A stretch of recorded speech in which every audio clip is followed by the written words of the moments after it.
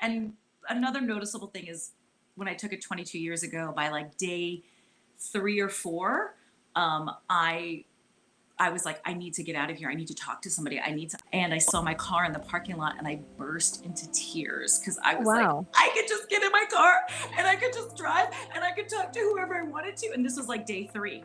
And this time I didn't have any of that. I was just like, this is nice. Being silent is nice. Now, 22 years ago, by the time I got to like day 7 or 8, I was like, okay, silent is cool. By the time we got to the 10th day, I was like, why do we even bother talking as humans? Like, why do we need to talk? The talking seems so, ugh. Natascha just got back from a 2-week silent meditation retreat, and she's telling us all about it on this next chat-only portion of the Harness the Power of Planning podcast, starting now. Hey! Hi. Welcome to our Thursday chat. I'm Natascha. I'm Alegre. And we are here every Thursday as BYWD, Beyond Your Wildest Dreams. Alegre is showing our 4 books, our bouquet of books, as we like to call them. We've written books, we've written courses and workshops, all with the mission of helping you prioritize yourself, save time, and achieve your goals. That is our mission. That's what we're about. That's what all of our books are about. In some form or another, we attack it from lots of different angles, whether it's about getting ready for your holidays or life design or tackling your to-do list in a way that really helps your to-do list work for you and not make it more of a burden.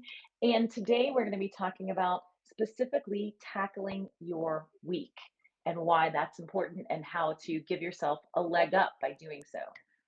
Yeah, we always say that planning makes everything easier, and there's a commonly held belief that for every 1 minute of planning, you save 10 minutes of doing, which is what, like 1,000% return? I don't have my calculator. It's mind blowing. I'm not good at math, but it's better, right? 10 Yeah, it's times more time is better. Saving that amount of time is better than losing it or stressing yourself out. absolutely. And so we usually do some chit chat in the beginning, and then we go into our topic, which is planning your week. And so this week's chit chat, Natascha just got back from a 2-week silent retreat, which I can't even imagine. I I Tell thought of you a lot during it, and I have to say that, like, I was like, "Oh, I feel like you would really jive with it." And I had done this same retreat 22 years ago, but my goodness, what a different person I 22 was years ago.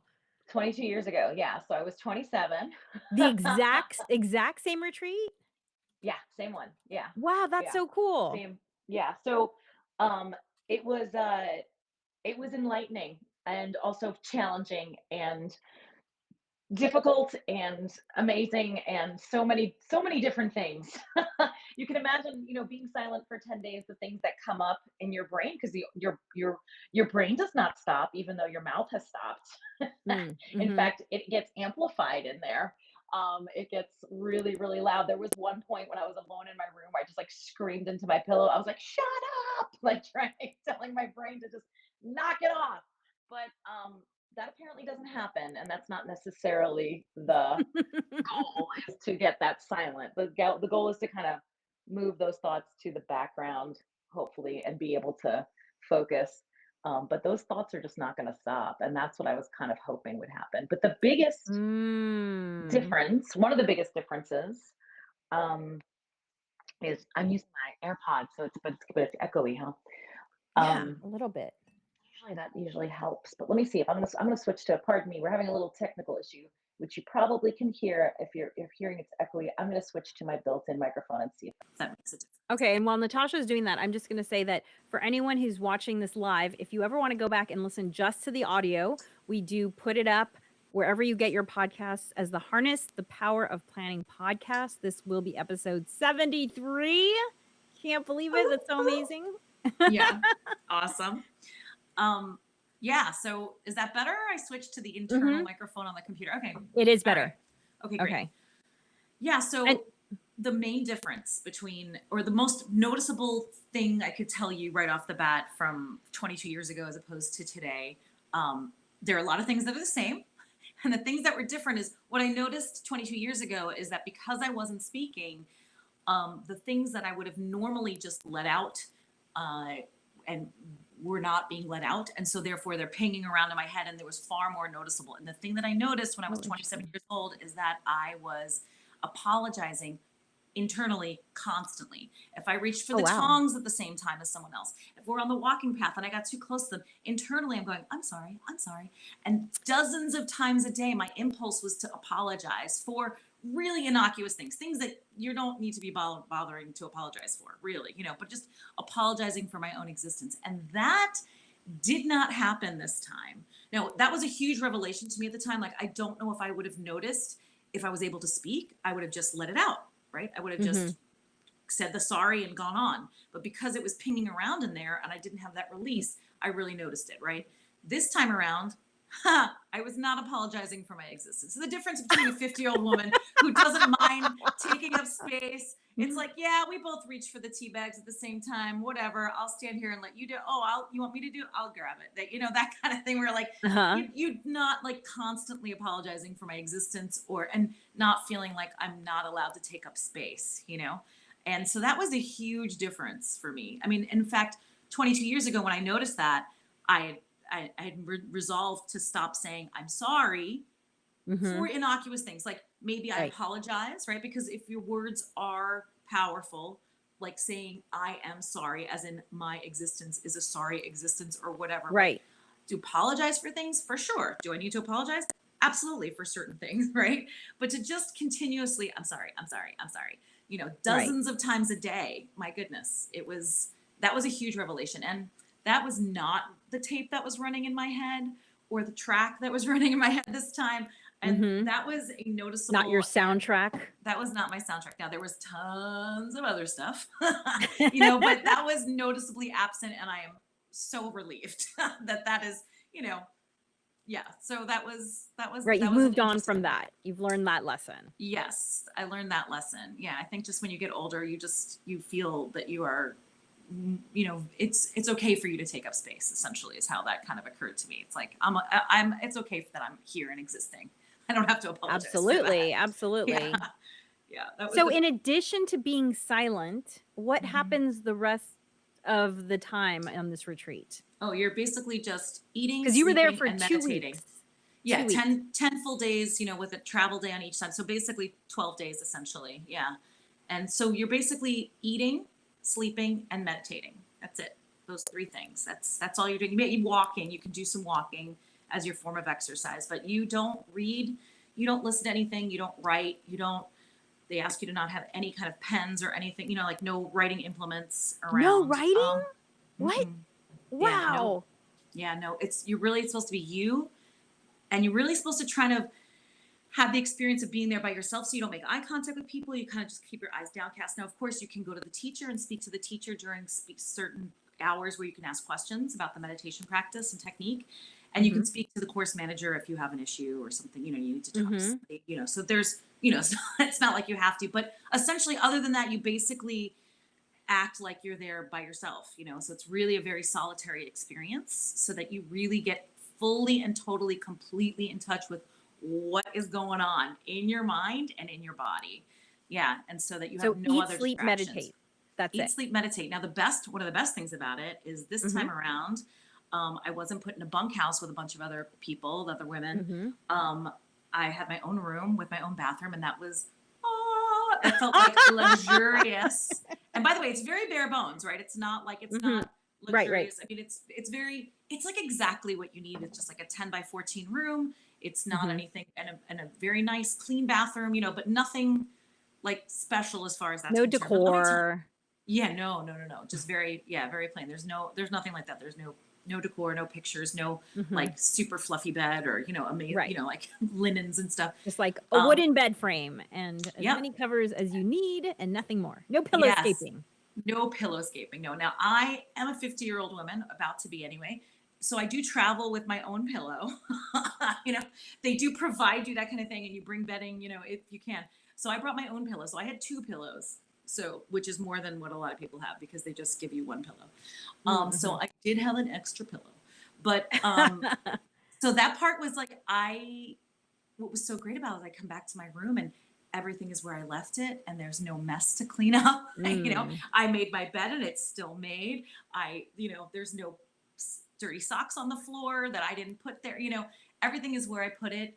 I kept my skin routine very, very simple. So all of that was just like on a shelf in front of the mirror, and it was all just all there, just exactly where I left it. There wasn't toothpaste spit on the mirror, you know what I mean? That kind of stuff. So that was refreshing and relaxing. And the other thing is they make very simple yet healthy and delicious vegetarian meals. So it's very simple. It's nothing like super fancy, saucy, blah, blah, blah, that kind of thing.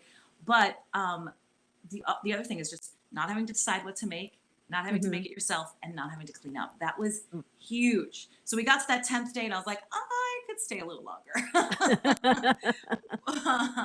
And another noticeable thing is when I took it 22 years ago, by like day 3 or 4, I was like, I need to get out of here. I need to talk to somebody. We're walking to the dining room for the lunch hour, and I saw my car in the parking lot, and I burst into tears because I was like, I could just get in my car and I could just drive and I could talk to whoever I wanted to. And this was like day 3, right? Maybe day 4, something like that, and I was just kind of like, I gotta talk to people. I gotta go, that kind of thing.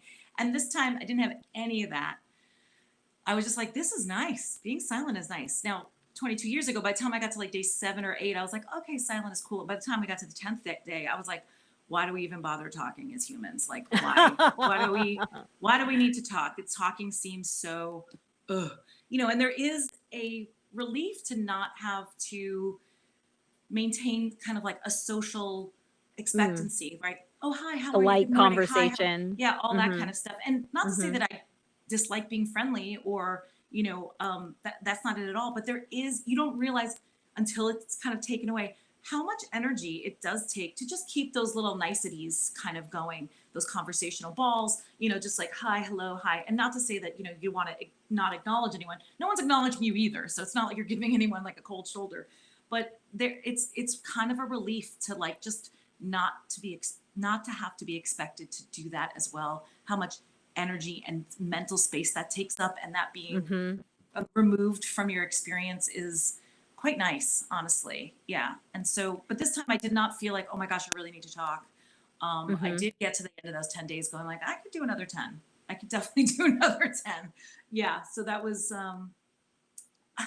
it's funny because 22 years ago, I got to that 10th day and I was like, I'm not ready to leave. I want to stay. And I got to my car and I went to start it and it wouldn't start. So I did wind up staying an extra 4 days while my car was repaired. Oh my gosh. Teeny little town in Northern California. And there was, they're like, we have to wait for the part, blah, blah, blah, all that kind of stuff. So I wound up just staying in that town for another 4 days. And I wasn't upset about it, quite honestly.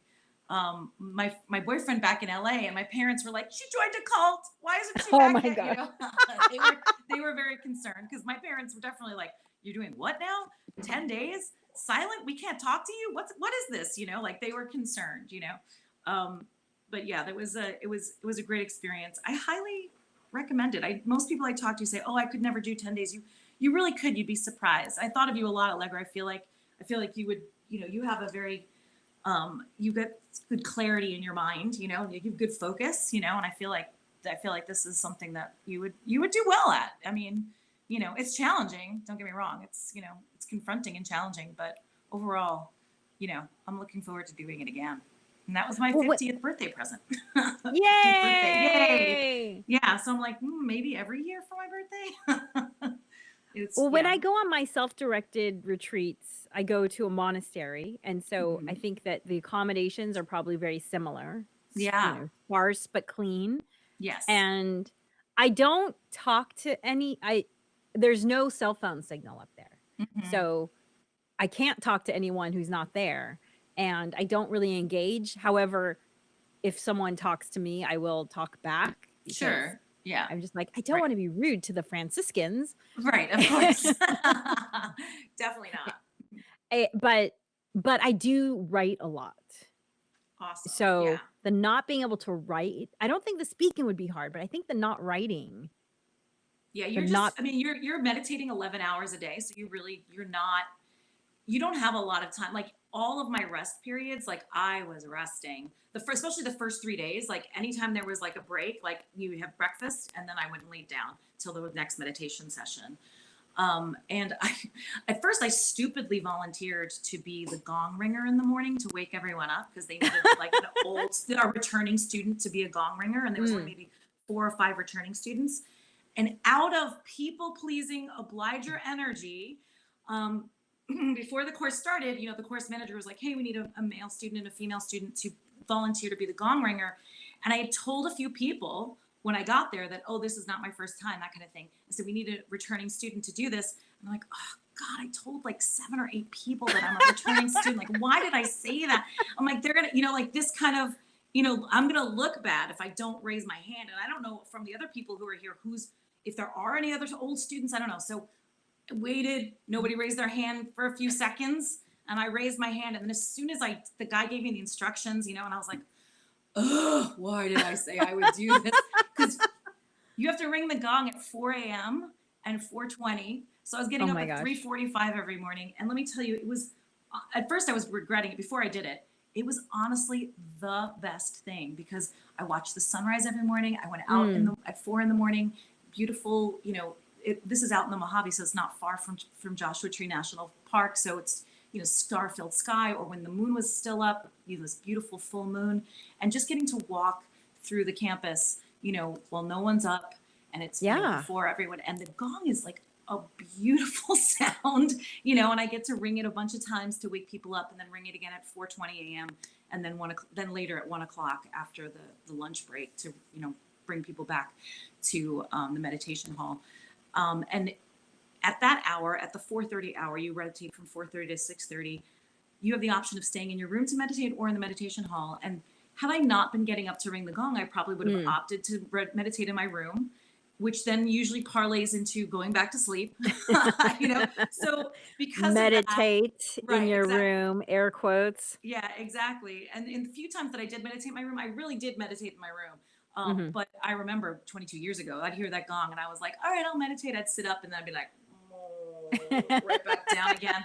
Eventually within those 2 hours, I'd find myself horizontal again. But so this, forced me to, I was up already. I was dressed. I was up. I was at the meditation hall. I'm just going to go in and meditate. So I spent the 11 hours a day.